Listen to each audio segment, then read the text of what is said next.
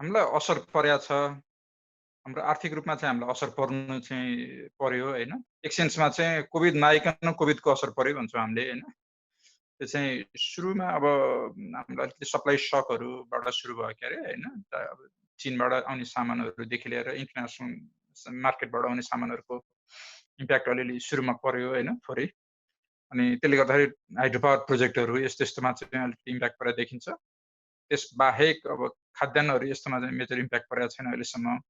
अनि तर अब बिस्तारै हाम्रा मान्छेहरू चाहिँ उद्योग धन्दा बन्द गरेर गाउँतिर गएका छन् होइन। त्यसले गर्दाखेरि अरू विभिन्न चाहिँ बिस्तारै बिस्तारै अरू ठाउँमा चाहिँ असर देखिरहेको छ। हामीले जिडिपी हेर्दाखेरि चाहिँ 4वटा सेक्टर सुरुमा मेन इम्प्याक्ट भनेर बनाएको थियौँ। यदि राम्रोसँग लकडाउन गर्न सक्यो भए 4वटालाई मात्रै इम्प्याक्ट पर्छ भन्ने थियो होइन। एउटा चाहिँ अब होटल एन्ड रेस्टुरेन्ट सेक्टर होइन। अब हाम्रो जिडिपीमा भन्दाखेरि चाहिँ हामीले टुरिज्म भनेर छुट्टै गर्दैनौँ नर्मल्ली होइन। त्यो सिबिएसको ऱ्याङ्किङमा एउटा होटल र रेस्टुरेन्ट सेक्टर भयो, एउटा म्यानुफ्याक्चरिङ के अरे सरी रिटेलको सेक्टर भयो, एउटा कन्स्ट्रक्सन सेक्टर भयो। त्यसपछि अर्को चाहिँ यही म्यानुफ्याक्चरिङमा एउटा भइहाल्यो होइन। अनि ट्रान्सपोर्टेसनमा मेन ट्रान्सपोर्टेसन अनि म्यानुफ्याक्चरिङ र एग्रिकल्चर चाहिँ तपाईँको अलिकति हामीले अलिकति राम्रोसँग सप्लाई चेन म्यानेजमेन्ट गरेको भए त्यति धेरै असर पर्दैन थियो कि भन्ने हाम्रो सोचाइ। अहिलेसम्मको स्थिति हेर्दाखेरि यदि त्यो ग्रोथ हामीले निकाल्न सक्यौँ भने इट्स भेरी गुड। उहाँहरू मेरो विचारमा धेरै अप्टिमिस्टिक नै हुनुभएको छ। उहाँहरूको मैले बुझेअनुसार चाहिँ जेठको मिडमा लकडाउन खुल्छ र things will be normal after that भन्ने सेन्समा लिनु भएको छ होइन।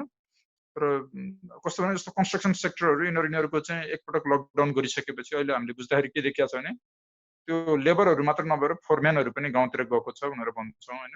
मतलब त्यो बुझिएको छ। त्यसले गर्दाखेरि कन्स्ट्रक्सन सेक्टरवालाहरू चाहिँ रिभाइभ हुन धेरै टाइम लाग्छ भन्ने छ।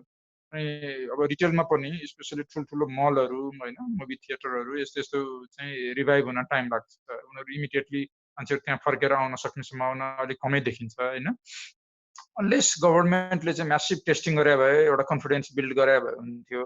गभर्मेन्टको म्यासिभ टेस्टिङहरू पनि लामो समय चाहिँ अब यत्रोमा जति हुन पर्थ्यो होइन, स्पेसली पिसिआर टेस्टिङहरू त्यो चाहिँ अलि सोचे जति धेरै भएन कि भनेको। आरडिटी चाहिँ भएको छ होइन। तर आरडिटी चाहिँ अब तपाईँको त्यति धेरै पपुलर पनि भएको जस्तो देखिएन होइन। त्यति रिलायबल छ कि छैन भन्ने क्वेसन भयो।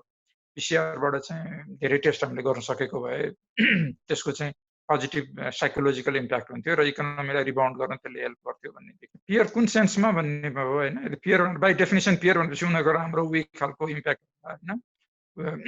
इकोनोमिकली पियरमा पनि अब जस्तो हामीसँग केही अब हाम्रो लोन धेरै नभएको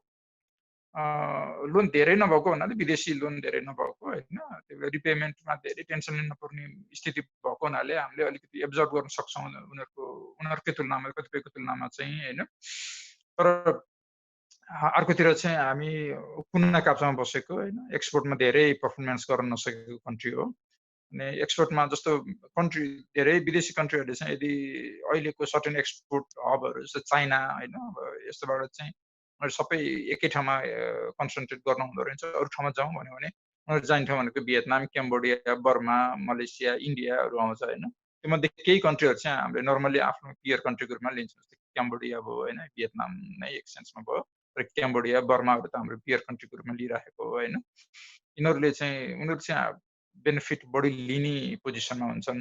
हाम्रो चाहिँ वास्तवमा विदाउट कोभिड पनि हामीहरू पछाडि परिराखेका थियौँ नि त। हामीले बेनिफिट लिने गरेर चाहिँ धेरै इकोनोमिक पोलिसीहरू बनाउन सकेका थिएनौँ। त्यसले गर्दाखेरि मतलब हामीले लेसन लर्न गर्नुपर्ने ठाउँहरू धेरै छ त्यहाँनिर।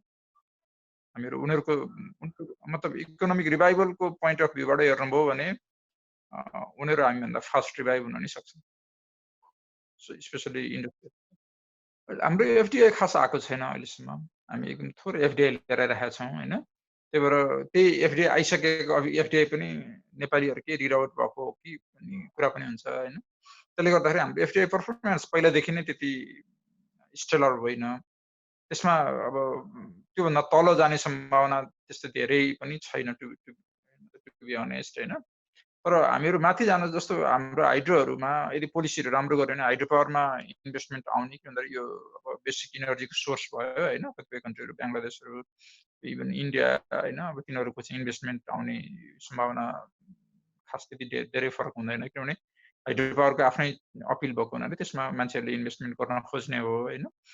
त्यस्तै गरेर चाहिँ हाम्रो अरू इन्भेस्टमेन्ट हुने ठाउँ भनेको टुरिज्म हो। टुरिज्म हाम्रो एउटा सर्टेन निश मार्केट छ र त्यो पनि त्यति धेरै बेनिफिट दिन सकिसकेको ठाउँ होइन हाम्रो टुरिज्मको अहिलेसम्म। तर हामीसँग वर्ल्ड क्लास डेस्टिनेसन्सहरू छन् होइन। त्यो भएको हुनाले प्रफिट ओरिएन्टेड फर्महरू इन्भेस्टरहरूलाई चाहिँ हामीले अरू कन्डिसन उनीहरू कोभिड हुँदैन अरू कन्डिसन कोभिड अथवा विदिन देयर कन्ट्री होइन भएको इकोनोमिक यो सङ्कुचनले गर्दाखेरि भन्दा पनि अरू कन्डिसन ले नै उनीहरू आउने हो र त्यसमा हामीले चाहिँ कसरी स्थिति तयार गर्न सक्छौँ होइन अनुकूल स्थितिहरू बनाउन सक्छौँ भन्ने कुरो चाहिँ मेजर पोइन्ट हुन्छ। रेमिटेन्सको डिक्रिज हुने सम्भावना छ एटलिस्ट सर्ट टर्ममा। किन भन्दाखेरि अरबियन कन्ट्रीहरू जहाँ हाम्रो धेरै मान्छेहरू जान्छन् त्यहाँनिर चाहिँ दुईटा सक छ अहिले सँगसँगै। एउटा कोरोना भाइरसको सक हो, अर्को ओइल सक हो होइन।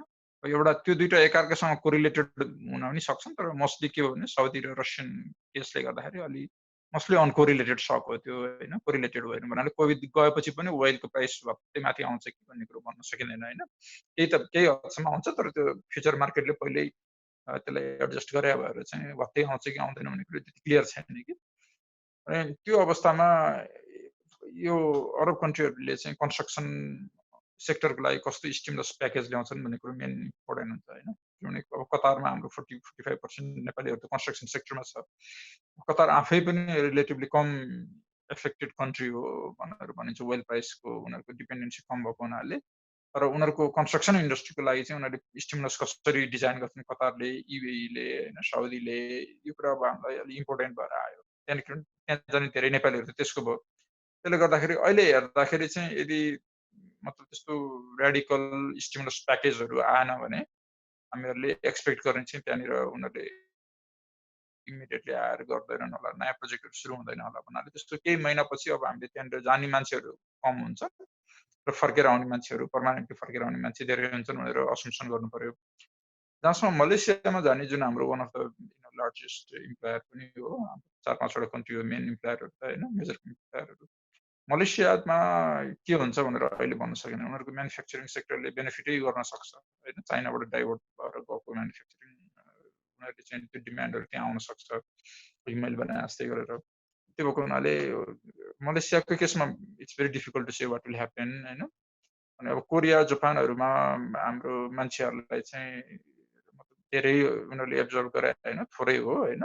यसको दुईटा अर्को पनि के छ भने त्यहाँ बसिरहेको मान्छेहरूले यहाँ हाम्रो फ्यामिलीहरूलाई अप्ठ्यारो छ भनेर यही बेलामा अलिकति बढी रेमिटेन्स पठाउन सक्छन् कतिपय होइन अमेरिका कोरिया यस्तो यस्तो कुरो। त्यसले गर्दाखेरि त्यसको क्युमुलेटिभ इम्प्याक्ट के हुन्छ भन्न सकिँदैन। तर यतापट्टिको अरब कन्ट्रीहरूको चाहिँ हेर्दाखेरि चाहिँ त्यहाँबाट रेमिटेन्स गर्छ कि भन्ने देखियो होइन। इन्डियाको अब अहिले यदि लकडाउन भइराख्यो भने त डेफिनेटली त्यहाँबाट आउने रेमिटेन्स कम हुने भयो। नत्र जनरली इन्डियामा पनि अब हाम्रो तल्लो लेभलमा होइन एग्रिकल्चर अब यो वाचम्यान यस्तो यस्तो भएर जानेहरू हो उनीहरूको सिजनल वर्कहरू आउँछ भन्ने पनि देखिन्छ होइन। तर यदि सपोज कि अरब कन्ट्रीहरूबाट आउने जुन रेमिटेन्स छ त्यो चाहिँ साँच्चै नै कम भयो भने त्यसको सोसियल इम्प्याक्ट अरू पर्छ कि। जस्तो 2-3 तरिकाले पर्ने भयो। एउटा हाम्रो कन्जम्सनमा त्यसले हिट गर्छ होइन। धेरै मान्छेहरूको रेमिटेन्सको पैसा त कन्जम्सनमा गएको छ। कतिपय मान्छेले घर लोन लिएर चाहिँ त्यतातिर गएको छन् उनीहरूले पे गर्न नसक्यो भने तनाव हुन्छ त्यो मान्छेहरूलाई कन्जम्सनलाई हिट गर्छ। अनि त्यसपछि इनइक्वालिटी बढाउँछ यस्तो खालको क्राइसिसले होइन। गरिब मान्छेहरूले लोन पाउन गाह्रो हुनेदेखि दुनियाँ कुराहरू छ नि त। त्यसले गर्दाखेरि इनइक्वालिटी बढाउँछ। इनइक्वालिटी बढायो भने सोसियल डिस्टर्बेन्स बढ्ने भयो त्यसले होइन। मान्छेहरूको झगडा हुनसक्छ। कतिपय मान्छे अब क्रान्तिकारी बन्लान् चर्को क्रान्तिकारी होइन। त्यो भएको हुनाले धेरै खालको चाहिँ असरहरू चाहिँ पर्न सक्छ। इन्फ्लेसनको अब यस्तो छ इन्फ्लेसनको पनि दुईवटा इम्प्याक्ट छ दुईटै डिरेक्सनबाट होइन। एउटा चाहिँ तेलको भाउ घट्या भएर हो एक्चुअली यो इन्फ्लेसन कम हुन्छ कि भनेर भनेको होइन। त्यसले प्राइस घट्छ कि भनेर भनेको हो। तर अर्कोतिर तपाईँहरूले सोच्नु भने एउटा आपूर्ति सक हुने सम्भावना देखियो होइन। अब जस्तो सामानहरू कम प्रोडक्सन हुन्छ कि किनभने धेरै जसो मान्छेहरू भनौँ न काठमाडौँको एउटा नेपालकै मात्र उदाहरण लिनुभयो भने धेरै मान्छेहरू गाउँमा गएको छन् होइन। त्यो भएको हुनाले काठमाडौँमा फुड चाहिँ सस्तो हुन्छ भन्ने एउटा आर्गुमेन्ट आयो होइन। फुड र नन फुड इन्फ्लेसन हेर्नुपर्छ एक्चुअली। अनि काठमाडौँमा फुड सस्तो भए पनि प्रोडक्सन त कम हुने भयो। किन भन्दाखेरि मान्छेहरू यहाँ बसेर जो काम गरिरहेको थियो उनीहरू गाउँमा गयो होइन। फ्याक्ट्रीहरूको प्रोडक्सन कम हुने भयो। Same story in India. मान्छेहरू यदि गाउँ गएको छन् भने उनीहरूले फुडमा प्रेसर कम होला किनभने गाउँमा आफैले प्रोडक्सन गरेको खान्छ उनीहरूले होइन।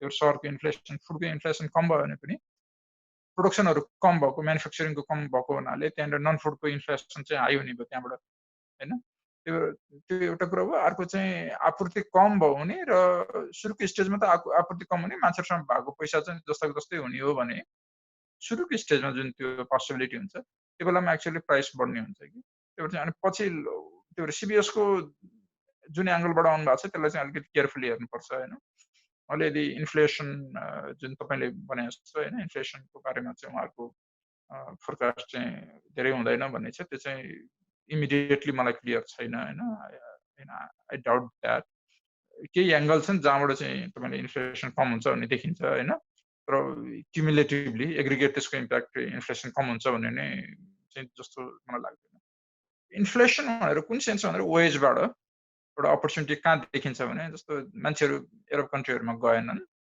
धेरै गएनन् अथवा गइरहेकोमा 50% 75% गएनन् र फर्केर आए केही मान्छे भने तपाईँसँग चाहिँ यहाँनिर वर्करको सङ्ख्या धेरै हुन्छ होइन लेबर सरप्लस हुन्छ लेबर सरप्लस हुने बित्तिकै मिनिमम वेजमा प्रेसर पर्दैन होइन वेजमा मिनिमम वेज नभनौँ वेजमा प्रेसर पर्दैन होइन वेजमा प्रेसर नपरेपछि तपाईँले बनाउने प्रोजेक्टहरूको चाहिँ कस्ट घट्छ अनि यही बेलामा तपाईँले एक्सप्रेस वे बनाउनु भयो अथवा तपाईँले ठुल्ठुलो हाइड्रो पावर प्रोजेक्टहरू बनाउनु भयो सिँचाइको प्रोजेक्टहरू बनाउनु भयो जुन हाम्रो पेरेनियल निड हो होइन भने उनीहरूले चाहिँ मान्छे धेरै पाउने र कस्ट घट्ने सम्भावना हुनसक्छ होइन तर अब यसको मतलब बेनिफिट लिन सक्नु पऱ्यो हामीले होइन मान्छेलाई त्यतिकै राखेर बत्ता खुवाएर राख्ने हो भने फेरि काम भएन कसरी बेनिफिट लिने भन्ने त्यो क्लियर हुनु पऱ्यो फेरि वर्करहरू भनेको के हुन्छ भने तपाईँको यदि ल सपोज हामीसँग चाहिँ मेनुअल वर्करहरू चाहिँ धेरै फर्केर आए र स्मार्ट जुन प्लानरहरू डिजाइनरहरू होइन ठुल्ठुलो प्रोजेक्टहरूको त्यो डिजाइनरहरू इम्पोर्टेन्ट हुन्छ तिनीहरू फर्केर आएनन् भने त्यसले फेरि कन्ट्रीलाई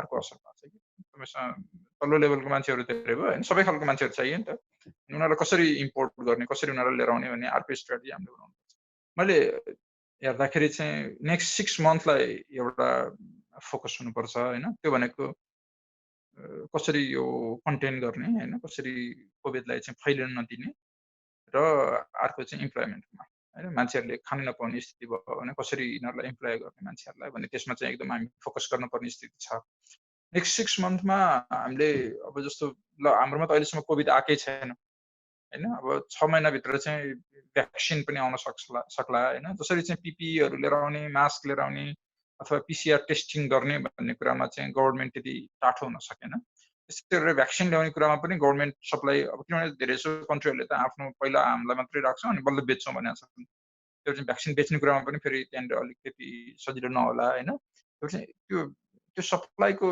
एरेन्जमेन्ट कसरी गर्नेदेखि लिएर अनि जिल्लाको हस्पिटलहरूलाई अब रेस्पिरेटरहरूदेखि लिएर कतिपय चिजहरू चाहिन सक्छ होइन अब जस्तो चाइनाहरू जस्तो कन्ट्रीमा अहिलेको कुरो बुझ्दाखेरि के भन्दाखेरि उनीहरूको प्रब्लम सोल्भ भए जस्तो भयो होइन सबै पिकबाट तल गइसक्यो पिकबाट तल गएको कतिपय कन्ट्रीहरूमा चाहिँ भेन्टिलेटरहरू त्यहाँबाट किन्न पाउने हुनसक्छ के छ मार्केट अब थाहा छैन मलाई होइन तर भेन्टिलेटरहरू लिएर आउने अरू औषधिहरू अब के हो होइन मिनिमम नेसेसरी औषधिहरू तिनीहरू लिएर आएर चाहिँ जिल्ला अथवा रिजनल सेन्टरहरूमा पुर्याउने एउटा जिम्मेवारी छ अहिले सुरुमा त्यसपछि दोस्रो जिम्मेवारी चाहिँ तपाईँको भ्याक्सिन आइहाल्यो भने भ्याक्सिनको सप्लाई ग्यारेन्टी गर्ने जिम्मेवारी भयो होइन त्यो दुईवटा भयो अनि त्यो चाहिँ 6 महिनासम्मको लागि 6 महिनाभित्र के अरे सरी अनि इम्प्लोइमेन्ट यो एउटा चाहिँ कन्टेनमेन्ट भयो अनि अर्को इम्प्लोइमेन्ट भयो यो दुईवटा चाहिँ तपाईँको 6 महिनाको जिम्मेवारी भयो होइन मेरो विचारमा नेक्स्ट 6 मन्थ चाहिँ भइहाल्छ 6 महिनापछि इमिडिएटली गर्नुपर्ने कामहरूमा चाहिँ एउटा चाहिँ अहिले बन्द भएको कतिपय कन्स्ट्रक्सन प्रोजेक्टहरूलाई कसरी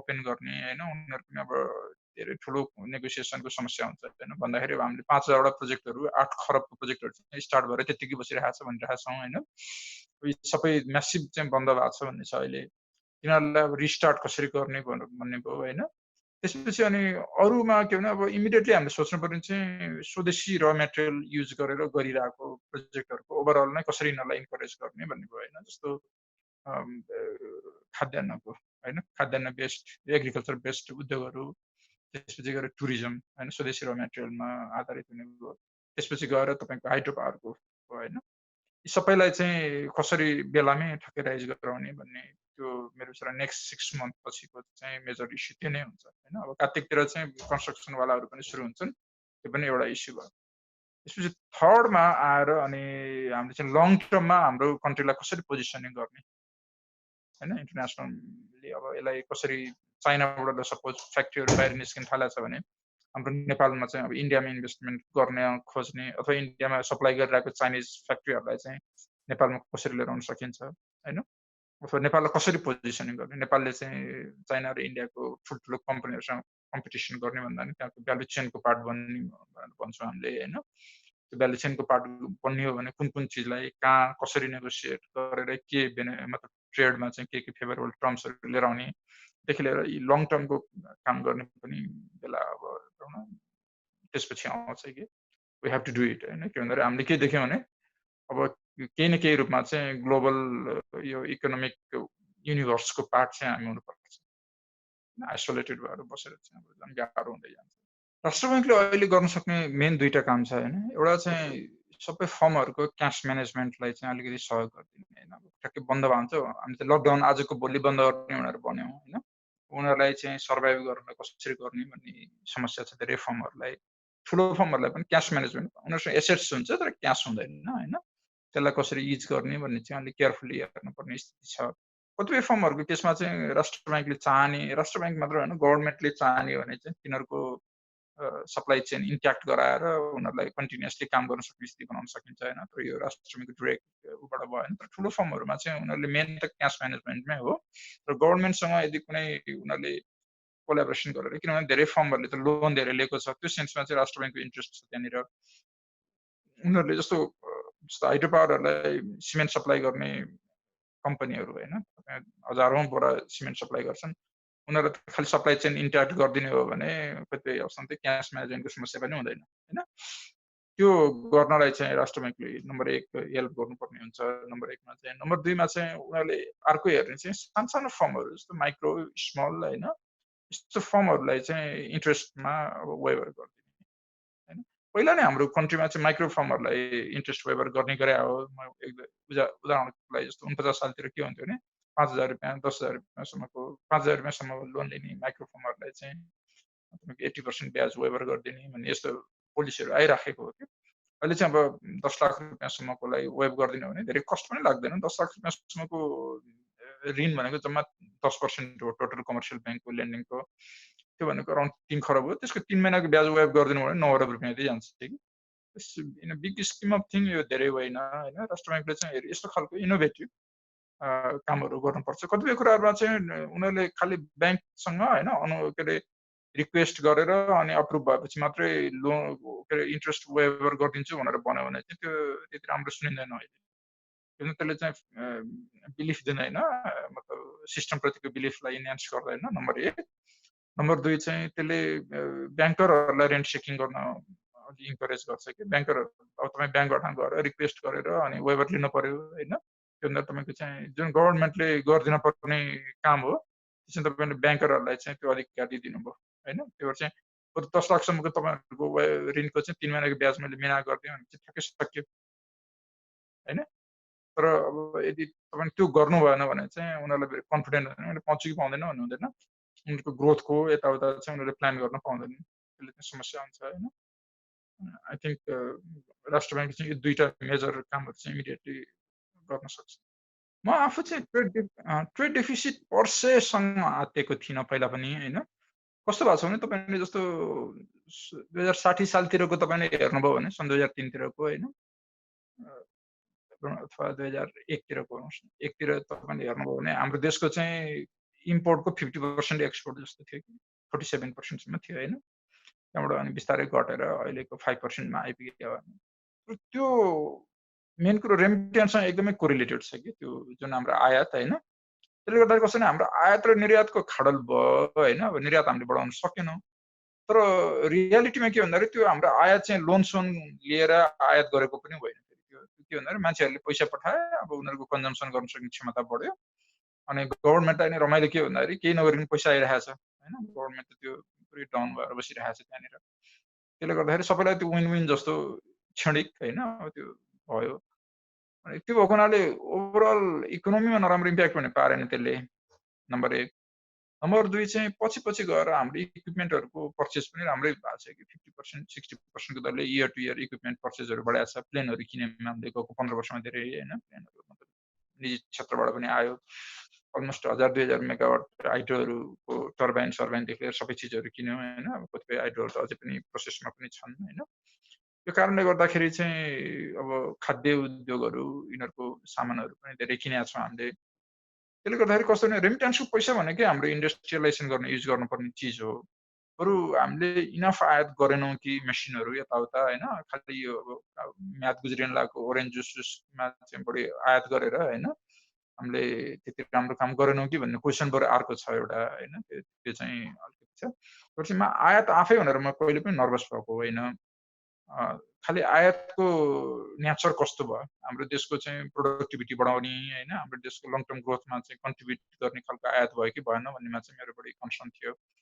पछि म आफू धेरै आयात भनेर गर्दिनँ, तर अर्को कुरो के भन्दाखेरि अपर्च्युनिटी त्यसले फेरि देखाइरहेको हुन्छ होइन। तपाईँको कस्तो हुन्छ भने तपाईँको यत्रो आयात गर्नुपर्ने जरुरत किन थियो, हामीले किन यहीँ बनाएनौँ होइन, किन हाम्रो उद्योगपतिहरू चाहिँ ट्रेडिङमा बढी फोकस गरेछन् कि छैनन्, इन्डस्ट्रीमा चाहिँ जानुपर्नेमा किन ट्रेडिङमा गऱ्यो भने त्यो अर्थमा चाहिँ फेरि म टेन्सनमा छु होइन।